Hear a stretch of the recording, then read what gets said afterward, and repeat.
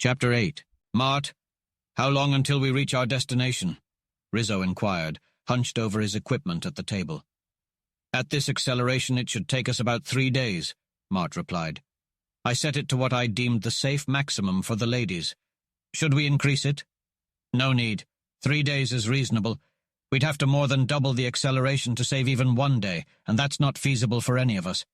Let's stick with our current plan. Peg, how are you holding up? I'm adjusting to feeling like a ton of bricks. My knees gave out once this morning when I forgot to watch my step, but I'll stay out of the way if I'm slowing us down, Peg responded. It wouldn't be worth it, Rizzo chimed in. We can use the time to our advantage. Mart, you won't believe what I found on their ship. It's a chart, but it's not like any chart I've ever seen before. It's 3-dimensional and absolutely incredible. I don't fully understand it, but I can't stop looking at it. I've been studying it for hours, and I haven't even found our solar system or theirs yet. Come take a look. The chart was made of a strange material, like a long strip of film wound onto reels at either end of the machine. When they looked through the viewing mechanism, they saw an ultra-stereoscopic 3-dimensional image of space.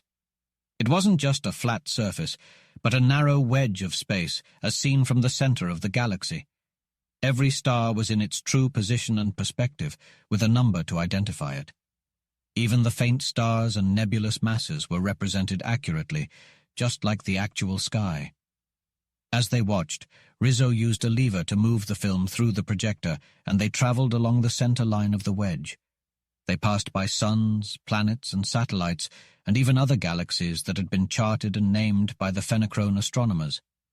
The chart seemed to go on forever, with miles and miles of film in each reel and a whole cabinet full of them. When they finally reached the outermost edge of the galaxy, they saw empty space stretching out before them for unimaginable distances. But beyond that, they saw faint lenticular bodies of light, which they knew to be other galaxies that had yet to be explored. As the chart unrolled even further, they found themselves back in the center of the galaxy, starting outward in a new wedge. Rizzo was amazed and wiped his forehead. I never thought such a thing was possible. There's so much more out there than we ever imagined. There must be some sort of index or master chart, Rizzo said. There's a book in this slot here, but we don't know any of their names or numbers. Wait a minute. How did he report our Earth on that torpedo? Planet number 3 of Sun 64, something Pillarone, wasn't it? I'll get the record. 6473 Pillarone, it was. Pillarone. Let's see. Rizzo studied the index volume. Reel 20, Scene 51, I'd translate it. They found the reel, and Scene 51 did indeed show that section of space in which our solar system is. Rizzo stopped the chart when star 6473 was at its closest range, and there was our sun, with its 9 planets and their many satellites accurately shown and correctly described. They know their stuff, all right. You've got to hand it to them. I've been straightening out that brain record, cutting out the hazy stretches and getting his knowledge straightened out so we can use it, and there's a lot of this kind of stuff in the record you can get. Suppose you can figure out exactly where he comes from with this information and with his brain record. Certainly. I may be able to get more complete information upon the green system than the Osnomians have, which will be very useful indeed. You are right. I am intensely interested in this material, and if you do not care particularly about studying it any more at this time, I believe that I should begin to study it now. Let's do it. I'm going to study that record some more. No human brain can take it all, I'm afraid, especially all at once, but I'm going to kind of peck around the edges and get some information that I want pretty badly. We got a lot of stuff from that wampus. About 60 hours out, Dorothy, who had been observing the planet through number 6 visiplate, called Rizzo away from the Fenachrone brain record, upon which he was still concentrating. Come here a minute, Dickie. Haven't you got that knowledge all packed away in your skull yet? I'll say I haven't. That bird's brain would make a dozen of mine, and it was loaded until the scuppers were awash. I'm just nibbling around the edges yet. I've always heard that the capacity of even the human brain was almost infinite. Isn't that true? Asked Margaret. Maybe it is, if the knowledge were built up gradually over generations. I think maybe I can get most of this stuff into my peanut brain so I can use it, but it's going to be an awful job. "Is their brain really as far ahead of ours as I gathered from what I saw of it?" asked Crane. "It sure is," replied Rizzo, "as far as knowledge and intelligence are concerned, but they have nothing else in common with us. They don't belong to the genus Homo at all, really. It is commonly believed that humans share a common ancestor with anthropoids, but in reality we evolved from a genus that combined the worst traits of the cat tribe and carnivorous lizards. They were the most savage and bloodthirsty branches of the animal kingdom, and instead of improving, they got worse. However, they possess knowledge that we could benefit from. If we put on a harness and carefully extract their knowledge, we could use it to rebuild Earth. But enough of that. What's on your mind, Dotty Dimple?" Martin picked out a planet that is mostly covered in water. The visibility is good, but there are no visible islands. They wonder how big an island would have to be for them to see it from their location. Martin explains that it depends on the contour and nature of the island. They decide to take turns watching the planet as they approach it. As they get closer, they spot several small islands and determine that the planet rotates every 50 hours. They choose the largest island and head towards it. The air on the planet is similar to Osnome's, but the pressure is different, and the surface gravity is 95% that of Earth. Rizzo is excited but realizes there is no visible place to land without getting wet. The reflectors that cover the entire island are most likely solar generators. They are arranged so closely together that it is difficult to see between them. Each reflector focuses on a helix in the center, which emits a green light. Rizzo suggests they go down to the island, but upon landing, they find that the island is covered in metal and there is no visible entrance.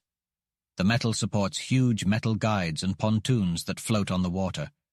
Rizzo is amazed by the power plant, which uses solar, tide, and wave motors. They circumnavigate the island and find no entrance, only rows of electrical meters. The instruments are in full operation, but there is no wiring or bus bar in sight. Rizzo suggests that the power plant is absolutely automatic and could produce millions of kilowatts. Dorothy asks what would happen when the planet becomes so old that all the land erodes below the ocean level. Rizzo suggests a hunch, but Mart reminds him of his last hunch. "You've chosen quite the ancient one indeed. So old, in fact, that there is no land left. Would a highly advanced civilization resort to living like fish? It seems like a step backwards to me, but what other explanation is there?" "Probably not true fish, although they may develop some fish-like traits. However, I don't believe they would revert to gills or cold blood," replied Crane. "What are you two saying?" interrupted Margaret. "Are you suggesting that fish live here instead of people, and that fish created all of this?" She gestured to the complex machinery surrounding them. "Not exactly fish, no." Crane paused to think. "Just a people who have adapted to their environment through either conscious or natural selection. We discussed this during our first trip, shortly after we met. Do you remember? I mentioned that there must be life throughout the universe, much of which we cannot understand, and you replied that there would be no reason to assume they were terrible just because they were incomprehensible. That may be the case here." "Well, I'm going to find out," declared Rizzo, as he appeared with a box full of coils, tubes, and other equipment. "How?" asked Dorothy curiously. "Fix me up a detector and follow one of those beams. First, find its frequency and direction, then pick it up outside and follow it to where it's going. It'll go through anything, of course, but I can trap enough of it to follow it, even if it's tight enough to choke itself," explained Rizzo. "That's one thing I got from that brain record." He worked deftly and quickly, and soon the detector lit up in a bright crimson color when it was in front of one of the meters. Noting the bearing on the great circles, he moved the Bismarck along that exact line, over the reflectors, and out beyond the island, where he allowed the vessel to settle directly downwards. "Now, folks, if I've done this just right, we'll get a red flash directly," said Rizzo. As he spoke, the detector burst into crimson light, and he set the bar into the line and applied a little power, keeping the light at its reddest, while the other three looked on in fascination.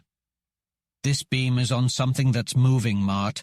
I can't take my eyes off it for a second, or I'll lose it entirely. Can you see where we're going?" asked Rizzo. "We are about to enter the water," replied Crane calmly. "The water!" exclaimed Margaret. "Of course, why not?" said Dorothy. "Oh, that's right. I forgot that the Bismarck is just as good underwater as it is in the air, said Margaret. Crane pointed the number 6 visiplate directly into the line of flight and started into the dark water. How deep are we, Mart? Asked Rizzo after a while. Only about 100 feet, and we don't seem to be getting any deeper, replied Crane. That's good. I was afraid this beam might be going to a station on the other side of the planet, through the ground. If so, we would have had to go back and trace another one, said Rizzo. We can track it underwater for any distance, but not through solid rock. Do you need a light? No, unless we go deeper, replied Rizzo. For 2 hours, Rizzo kept the detector on the tight beam of energy, traveling at a speed of 100 miles per hour, the highest speed he could use while still holding the beam. I wish I could be above us watching. I bet we're making the water boil behind us, commented Dorothy. Yeah, we're creating quite a wake. It takes a lot of power to move this vessel through the water, said Rizzo. Slow down, commanded Crane. I see a submarine ahead. At first I thought it was a whale, but it's a boat, and it's where we're headed. Keep following it, keeping it exactly in the line. Okay. Rizzo lowered the power and moved the visiplate in front of him, causing the detector lamp to go out. It's a relief to follow something I can see instead of trying to guess which way the beam is going to move next. Lead on, Macduff. I'm right behind you. The Bismarck trailed the submersible craft, staying close enough to keep it visible in the telescopic visiplate. Eventually the stranger stopped and rose to the surface between 2 rows of submerged pontoons, which extended in every direction as far as the telescope could see. Well, Dot, we're here, wherever this is, said Rizzo. What do you think it is?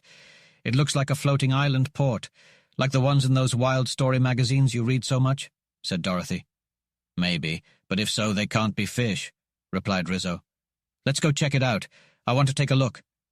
And the Bismarck burst out of the water, leaping into the air above what was, in reality, a floating city. The city was rectangular in shape, approximately 6 miles long and 4 miles wide. It was roofed with solar generators, similar to the ones on the island they had just visited, but the machines were not as closely spaced, and there were many open lagoons. The water around the entire city was covered with wave motors. From their vantage point, the visitors could see an occasional submarine moving slowly under the city, and frequently small surface craft dashed across the lagoons. As they watched, a seaplane with short, thick wings curved like those of a gull rose from one of the lagoons and flew over the water. "What a place," said Rizzo as he moved the visiplate to focus on one of the lagoons. "Submarines, speedboats, and fast seaplanes. Whether they're fish or not, they're not slow. I'm going to approach one of those people and see how much they know. I wonder if they're peaceful or warlike." "They look peaceful, but you know the saying," cautioned Crane. "Yes, and I'm going to be as timid as a mouse," replied Rizzo as the Bismarck descended rapidly toward a lagoon near the edge of the island. "You should put that in a joke book, Dick," Dorothy laughed. "As we descended towards the surface, I forgot all about being timid until an hour afterwards. Watch me, Red. Top.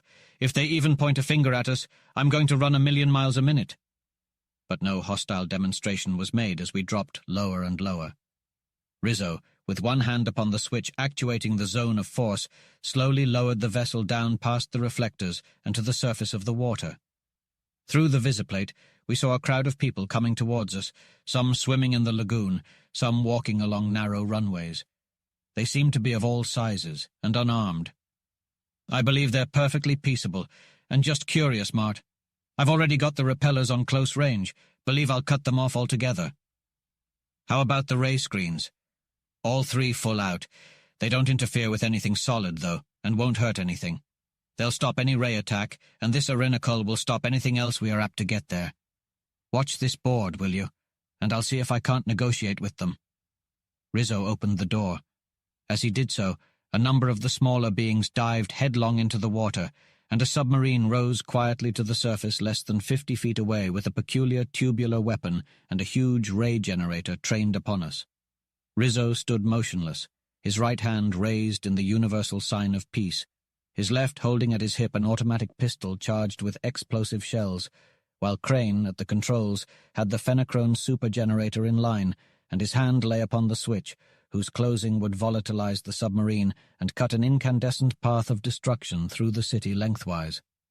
After a moment of inaction, a hatch opened. A man stepped out upon the deck of the submarine, and the two tried to converse, but with no success. Rizzo then brought out the mechanical educator, held it up for the other's inspection, and waved an invitation to come aboard. Instantly, the other dived and came to the surface immediately below Rizzo, who assisted him into the vessel.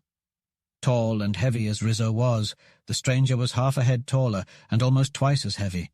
His thick skin was of the characteristic Osnomian green, and his eyes were the usual black, but he had no hair whatsoever. His shoulders, though broad and enormously strong, were very sloping, and his powerful arms were little more than half as long as would have been expected had they belonged to a human being of his size. The hands and feet were very large and very broad, and the fingers and toes were heavily webbed. His high domed forehead appeared even higher because of the total lack of hair, otherwise his features were regular and well proportioned. He carried himself easily and gracefully, and yet with the dignity of one accustomed to command as he stepped into the control room and saluted gravely the three other Earth beings. He glanced quickly around the room and showed unmistakable pleasure as he saw the power plant of the cruiser of space. Languages were soon exchanged, and the stranger spoke in a bass voice vastly deeper than Rizzo's own. "Greetings, visitors. On behalf of our city, our planet, and our solar system, I extend a warm welcome to you. It is clear that you are not from our green system. While it is our custom to offer refreshments, I fear that our food may not be suitable for your biology. However, if there is anything we can do to assist you, our resources are at your disposal. Before you depart, I would like to request a great favor from you." "Thank you, sir. We are seeking knowledge about forces that we cannot yet control. Based on the power systems you use and the composition of your suns and planets, we assume that you do not possess the metal of power. Is this correct?" "Yes, power is our greatest need. We generate as much as we can with our current knowledge and resources, but it is never enough. Our progress is hindered, and we cannot build new cities or start new projects due to the lack of power. We would do almost anything for just 1 gram of that metal on your copper cylinder, which no scientist on our planet has ever seen before. If all else failed, we would even consider attacking you, but we know that our power cannot penetrate your outer screen, and you could destroy our entire planet if you desired. Great Cat, you have already figured out so much about us from a standing start. Yes, our race has been around for millions of years longer than yours, and we have a good understanding of electricity, chemistry, physics, and mathematics. You are the person I have been searching for. We have enough of this metal with us to spare some for you. But first, let me introduce you to Sakna Karfon, chief of the Council of the planet Dasor. He came to welcome us or fight us when we arrived at the 6th city. Karfon, this is Martin Crane. Instead of introductions, let's put on our headsets and get to know each other." After getting acquainted, Rizzo retrieved a lump of X, weighing about 100 pounds. "This is enough to build power plants from now on. It would be faster if you dismiss your submarine. With you to pilot us, we can take you back to the first city much quicker than your vessel can travel." Karfon gave Rizzo the course, and they departed. In a matter of minutes, the Bismark had arrived at the first city and quickly descended to the surface of a lagoon at one end of the city. Despite the short journey from the 6th city, a curious and excited crowd had already gathered to greet them. The central portion of the lagoon was filled with small surface craft, while swimmers filled the sides, separated from the sidewalks by curbs. The Dasorian equivalents of whistles, bells, and gongs created a deafening uproar, and the crowd cheered and yelled much like earthly crowds on similar occasions. Rizzo stopped the Bismarck and turned his wife towards the visiplate. "Look at that, Dot. Talk about rapid transit. They could give the New York subway a flying start and beat them hands down." Dorothy looked at the visiplate and gasped. 6 metal pipes, one above the other, ran above and parallel to each sidewalk and lane of water. The pipes were full of ocean water, racing along at 50 miles an hour and discharging each stream, a small waterfall, into the lagoon. Each pipe was lit up inside and full of people, heads almost touching feet, being carried along by the current. As the passengers saw daylight and felt the stream begin to drop, they righted themselves, apparently selecting an objective point, and rode the current down into the ocean. A few quick strokes, and they were either at the surface or upon one of the flights of stairs leading up to the platform.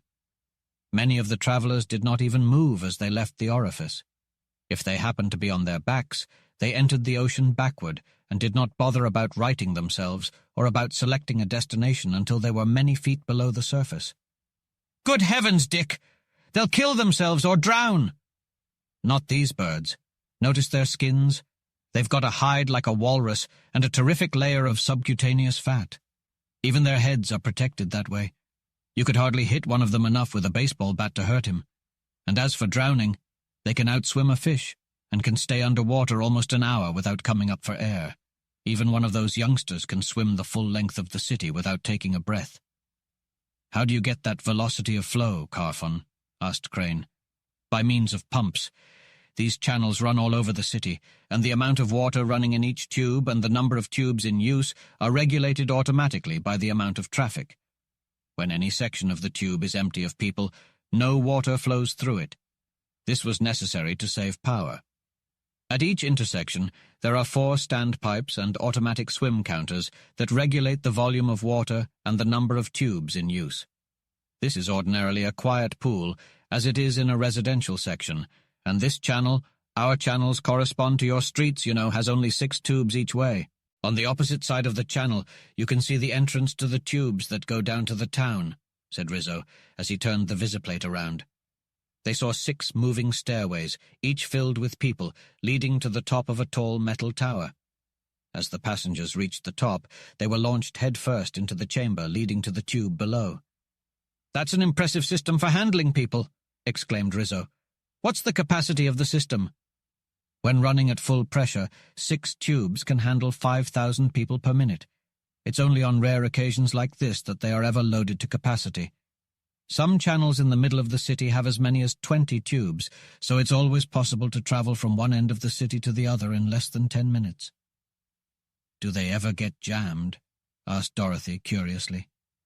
"I've been lost more than once in the New York subway, and I've been in some pretty bad jams, and they weren't even moving 10,000 people a minute. No jams have ever occurred. The tubes are perfectly smooth and well lit, and all turns and intersections are rounded. The controlling machines only allow a certain number of people to enter any tube. If more people try to enter than can be carried comfortably, the surplus passengers are slid off down a chute to the swimways or sidewalks, and can either wait or swim to the next intersection." "That looks like quite a crowd down there now." Rizzo pointed to the receiving pool, which was now one solid mass, except for the space kept clear by the 6 streams of humanity-laden water. "If the newcomers can't find room to come to the surface, they'll swim over to some other pool." Carfon shrugged indifferently. "My residence is the 5th cubicle on the right side of this channel. Our custom demands that you accept the hospitality of my home, if only for a moment and only for a beaker of distilled water. Any ordinary visitor could be received in my office, but you must enter my home." Rizzo carefully steered the Bismark, surrounded by a tightly packed crowd of swimmers, to the indicated dwelling and anchored her so that one of the doors was close to a flight of steps leading from the corner of the building down into the water. Carfon stepped out, opened the door of his house, and led his guests inside. The room was large and square, built of synthetic, non-corroding metal like the entire city. The walls were decorated with striking geometrical designs in many-colored metal, and a softly woven rug covered the floor. 3 doors leading into other rooms could be seen, and strange pieces of furniture stood here and there. In the center of the floor space was a circular opening about 4 feet in diameter, and there, only a few inches below the level of the floor, was the surface of the ocean. Carfon introduced his guests to his wife, a female version of himself, although not quite as heroic in proportion. "Do you know where 7 is?" Carfon asked the woman. "He's probably outside near the flying ball. If he hasn't been touching it ever since it came down, it's only because someone stronger than he pushed him aside. You know how boys are," turning to Dorothy with a smile as she spoke. "Boy nature is probably universal." "Pardon my curiosity, but why 7? Asked Dorothy as she returned the smile. "He is the 2347th direct male line of descent from Sakna Carfon," she explained. "But perhaps 6 has not explained these things to you. Our population must not be allowed to increase, therefore each couple can have only 2 children. It is customary for the boy to be born first, and is given the name of his father. The girl is younger, and is given her mother's name. "That will now be changed," said Carfon feelingly. "These visitors have given us the secret of power, and we shall be able to build new cities and populate Darsor as she should be populated." "Really?" She checked herself, but a flame leapt to her eyes, and her voice was none too steady as she addressed the visitors. "For that, we Darsorians thank you more than words can express. Perhaps you strangers do not know what it means to want a dozen children with every fibre of your being and to be allowed to have only 2. We do, all too well. I will call 7. She pressed a button, and up out of the opening in the middle of the floor there shot a half-grown boy, swimming so rapidly that he scarcely touched the combing as he came to his feet. He glanced at the 4 visitors, then ran up to Rizzo and Crane. "Please, sirs, may I ride just a little short ride in your vessel before you go away?" This was said in their language. "7!" boomed Carfon sternly, and the exuberant youth subsided. "Pardon me, sirs, but I was so excited." "All right, son. No harm done at all. You bet you'll have a ride in the Bismark if your parents will let you." He turned to Carfon. "I'm not so far beyond that stage myself that I'm not in sympathy with him. Neither are you, unless I'm badly mistaken. I am very glad that you feel as you do. He would be delighted to accompany us down to the office, and it will be something to remember all the rest of his life." "You have a little girl, too?" Dorothy asked the woman. "Yes. Would you like to see her? She is asleep now." And without waiting for an answer, the proud Darsorian mother led the way into a bedroom without beds, for Darsorians sleep floating in thermostatically controlled tanks, buoyed up in water of the temperature they like best, in a fashion that no earthly springs and mattresses can approach. In a small tank in a corner reposed a baby, apparently about a year old, over whom Dorothy and Margaret made the usual feminine ceremony of delight and approbation. In the living room, after a lively discussion about the 2 planets and their inhabitants, Carfon poured 6 cups of purified water and handed them out. The group stood in a circle, clinked their cups together, and drank. As Crane guided the Bismark down the channel towards the council's offices, Dorothy and Margaret showed the 7 around the ship, while Rizzo explained the danger facing the universe, his actions, and his plans. "Dr. Rizzo, I must apologize to you," the Darsorian said when Rizzo finished speaking. "As you are still land-dwelling creatures, I assumed you were of inferior intelligence. While your civilization is lacking in some ways, you possess a depth of vision and imagination that surpasses any member of our older civilization. I believe you are correct in your conclusions. We do not have the same rays or forces on our planet, but the 6th planet of our sun does. When I was a young boy, less than 50 of your years ago, a projection from that planet visited my father.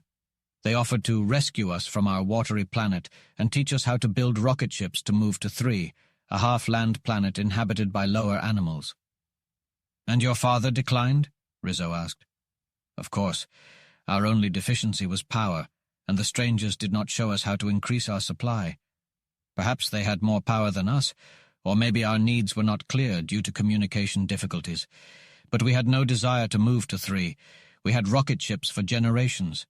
We could not reach 6 with them, but we visited 3 long ago, and everyone who went there returned as soon as possible. We despise land. It is harsh, barren, and unfriendly. We have everything we need here on Darsor. Food is abundant, synthetic or natural as we prefer. Our watery planet provides for our every need and desire, except for power. Now that we have power, even that exception vanishes, and Darsor becomes a paradise. We can live our lives to the fullest, work and play, and we would not trade our world for any other in the universe." "I never considered it that way, but you're right," Rizzo admitted. "You are perfectly adapted to your environment. But how can I reach Planet 6? It is incredibly far away, even by cosmic standards. We won't have any night until Darsor leaves the orbit of your sun, and until then, 6 will be invisible, even to our most powerful telescope." "I do not know myself," Carfon replied, "but I will summon the chief astronomer. He will meet us and provide you with a chart and the exact course."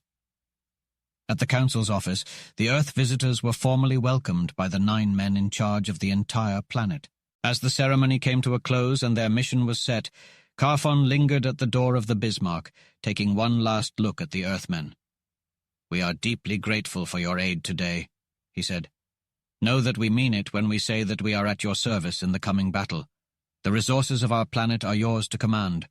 Alongside Osnome and the other planets of this system, we declare you, Dr. Rizzo, our supreme leader.